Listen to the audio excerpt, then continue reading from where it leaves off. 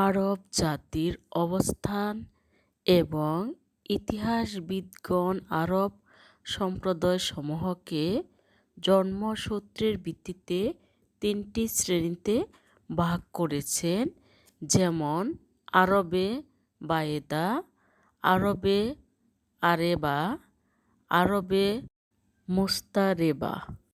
প্রথমে আসি আরবে বায়েদা। আরবে বায়েদা হলো ওই সমস্ত ধ্বংসপ্রাপ্ত প্রাচীন গোত্র এবং সম্প্রদায় যা ধরাপৃষ্ঠ থেকে সম্পূর্ণরূপে নিশ্চিহ্ন হয়ে গেছে এবং এদের খোঁজ খবর সম্পর্কিত নির্ভরযোগ্য তথ্য প্রমাণাদির সন্ধান লাভ প্রায় অসম্ভব হয়ে পড়েছে।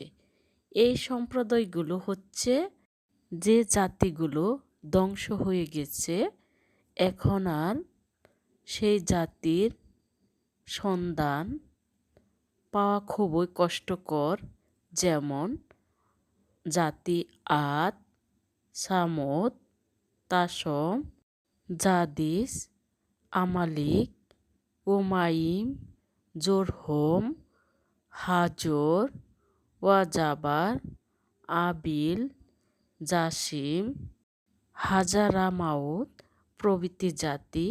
এই জাতিগুলো বহু বছর আগে ধ্বংস হয়ে গেছে প্রাচীন গোত্র থেকে।